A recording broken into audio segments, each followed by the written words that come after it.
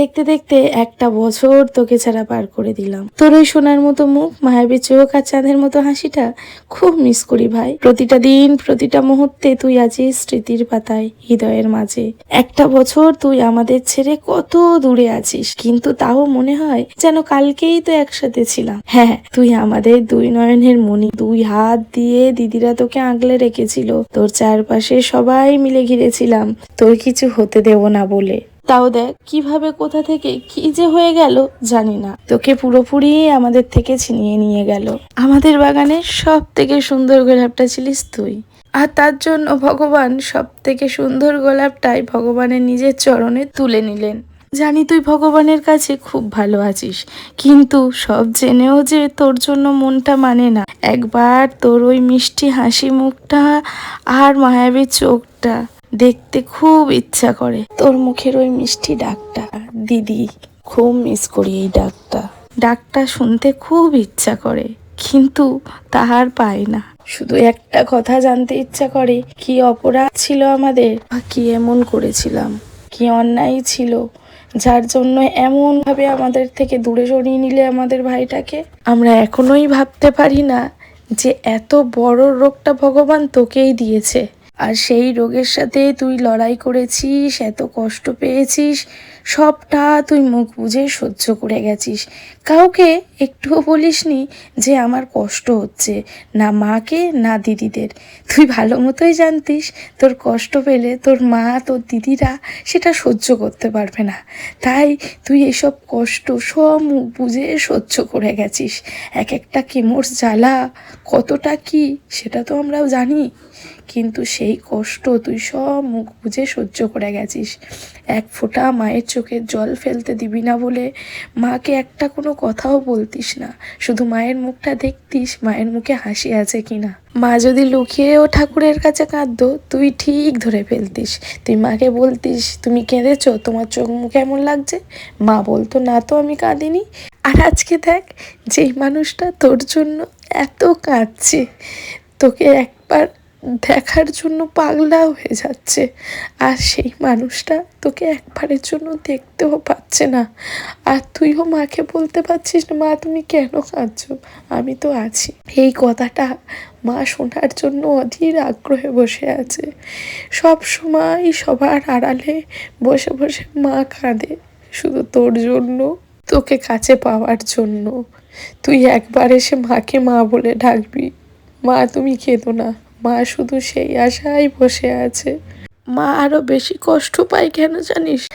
আমরা আমাদের ভাইকে আর কোনো দিনের জন্য রাখি পরাতে পারবো না, ভাইফোঁটা দিতে পারবো না, ভাইয়ের জন্মদিন পালন করতে পারবো না। মায়ের মুখে একটাই কথা, তোদের ভাই বলে আর কেউ রইল না।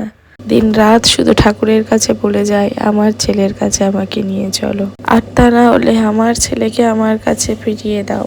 ঠিক একটা বছর আগে মায়ের সাথে কত সুন্দরভাবে হেসে খেলে ঠাকুর দেখেছিস। এটাই হয়তো ছিল শেষ ঠাকুর দেখা মায়ের সাথে, তাই হয়তো এত আনন্দ করে তোরা কাটিয়েছিলিস। কিন্তু মা কি জানতো যে এটাই আমার ছেলের সাথে শেষ ঠাকুর দেখা? তুইও জানতিস না যে আমার মায়ের সাথে এবছরটা শেষ ঠাকুর দেখা। তারপর রোগমুক্ত হয়ে তুই বাড়ি ফিরলি, ভাই বোনেরা সবাই মিলে একটা মাস খুব আনন্দ করে কাটিয়েছিলাম। তারপর যে হঠাৎ আবার সেই দিনটা ফিরে আসবে, সেটাও আমরা ভাবতে পারিনি। তুই চলে যাওয়ার একটা বছর পর তোকে নিয়ে একটা ডায়েরি বানালাম, আর সেই ডায়েরির পেজগুলোর মধ্যে তোর জীবন কাহিনীটা লিখে রাখলাম।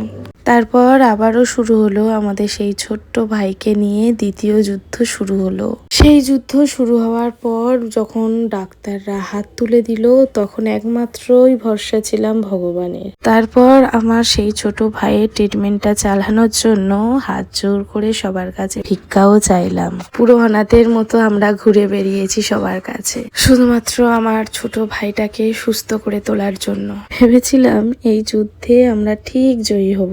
ট্রিটমেন্ট চলাকালীন ভাই এত কষ্ট পেয়েছে, শেষের দিকে মাকে বলেছিল, মা তুমি আমাকে ছেড়ে দাও, মা আমি চলে যাই, আমার খুব কষ্ট হচ্ছে। তখন মা জড়িয়ে ধরে বলেছিল, না বাবা কোথায় যাবি তুই, আমাকে ছেড়ে তুই কোথাও যেতে পারিস না, আমি তোকে ছাড়তে পারবো না, তুই আমার গোপাল, তুই আমার কাছেই থাকবি, দেখবি তোর কিচ্ছু হবে না। দেখো অবশেষে এই রোগের কাছে আমার ভাই হার মানলো। এই রোগ আমার ভাইকে হার মানিয়ে দিল। আমরা বড় বড় দিদিরা থাকাকালীনও যে আমার ভাইকে এইভাবে দেখবো, সেটা আমরা ভাবতে পারিনি। জানি না কি এমন কর্ম করেছিলাম যার জন্য এই জন্মে এমন সাজা ভোগ করতে হলো। তারপর তো কি, ভগবান তো নিয়েই নিল ভাইকে। বড় বড় দিদিদের সামনে ছোট ভাইয়ের কাজ হচ্ছে। এখনো বিশ্বাস হয় যে তুই ঠিক আবার আমাদের কাছে ফিরবি। ভগবান চাইলে আবারও মিরাকেল করতে পারে, তাই তো দিন রাত শুধু ভগবানের কাছে ভিক্ষা চায়, তোকে নতুন ভাবে রোগ মুক্ত করে যেন আবার আমাদের কাছে ফিরিয়ে দেয়। শুধু মনে হয় এখন আমরা স্বপ্ন দেখছি, ঘুম ভাঙলেই ঠিক সকালটা দেখতে পাবো। সবই জানি এগুলো মিথ্যা আশা, কিন্তু এই যে নিজের লোককে ছেড়ে দেওয়াটা যে কতটা কষ্ট। যার জীবনটা সবেমাত্র শুরু হচ্ছিল, 12টা বছর পেরিয়ে যখন 13তে পা দিল, সেই ছোট্ট ভাইটা যদি আমাদের ছেড়ে চলে যায়, সেটা কি মেনে নেওয়া সম্ভব? জানি এটা বাস্তব, এটা মেনে নিতেই হবে, কিন্তু সবশেষে গিয়ে তাও মনটা মানে না। কোথাও গিয়ে যেন মনে হয় কেন এমনটা একটা বাচ্চা ছেলের সাথে হলো। কত বয়স্ক লোক কত কষ্ট পাচ্ছে। জানি না ভগবানের এ কেমন বিচার। আগে পরে সবাইকেই একদিন ঠিক যেতে হবে। আমরা প্রত্যেকটা মানুষ মায়ার বাঁধনে আবদ্ধ থাকি, তাই মায়া টান সবই তো থাকবে।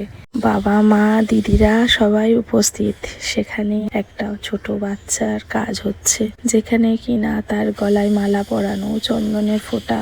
উফ, এই যে কত কষ্টকর জ্বালা যন্ত্রণা, সেটা একমাত্র যাদের সাথে ঘটে তারাই বুঝতে পারবে। যদিও মা বাবা বাড়িতে নেই, বোনেরা মিলেই কাজটা করছি, তাও তো তারা জানে, তারা তো মা বাবা, তারা তো বোঝে, তারা তো জানে আগের বছর এই সময়টা কি ঘটনা ঘটেছে। এই যে ছোট ছোট বাচ্চাগুলোকে দেখছো, তারাও ভাইকে খুব ভালোবাসতো, একসাথে খেলাধুলা করতো, আর সবাই ওকে ডাকতো খেলার জন্য। ছোট থেকে বড় সবাই ওকে খুব ভালোবাসতো। ভগবানের কাছে প্রার্থনা করি তোকে যেন ভগবানের কাছে খুব ভালো রাখে।